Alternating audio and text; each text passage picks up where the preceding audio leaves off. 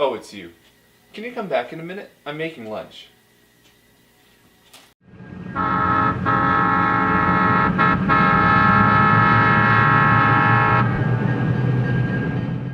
Hello, future Matt! Before we start, I'd like to introduce you to a new friend of ours. Meet Oscar, the weather boy.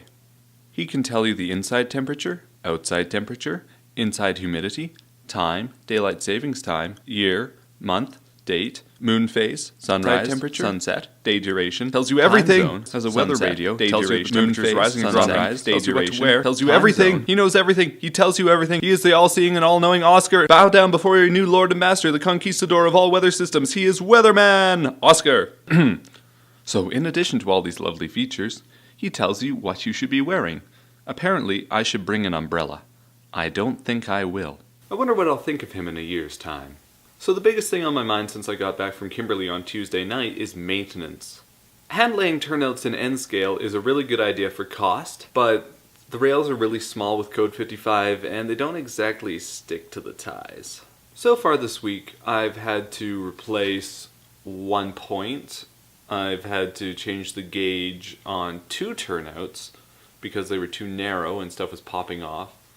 I've had to replace the stock rail beyond the frog, and just generally try to keep up the clearance on them so that nothing will derail. It seems like an impossible task, but I need to consider that right now I have 40-something turnouts, and once I have Nelson Yard in and the summit up to Farron, it will be well over 100.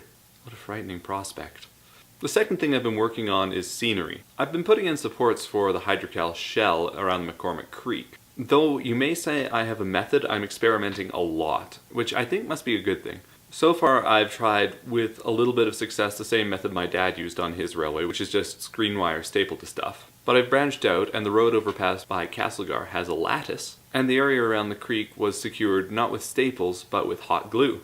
It's also reading week, which is why I went to Kimberley, and I've been spending a lot of time with Adrian and not in the basement. Instead of working on plans for the upper deck, like I was planning to, I started working on loads for my bulkhead flat cars and regular flat cars. So the camera's loose. I can deal with that. I've just been having wraps printed to put on pieces of wood. While doing this, I realized that the one power tool I don't have but sorely need is a table saw. I ended up getting the cheapest one in the store, naturally, and now I've created lots of little pieces of wood like this one, which eventually turn into real loads. Unfortunately, the last set of loads I printed didn't have the top row of logos on them, so I get to redo them. While we were in Kimberley, we went over to Creston, as you may recall from last week's video. While we were in Creston, I was dumped in town for a few hours while everyone else went skiing. I used this time to make a video about Creston's industries and how they relate to my model railway. There's a link to that in the description.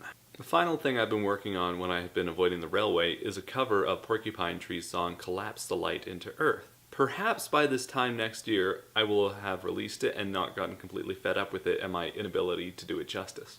If so, the link will be in the description, and if not, future Matt, what happened? So now I'm off to continue working on Tagan Bridge, which I'm actually getting around to this month.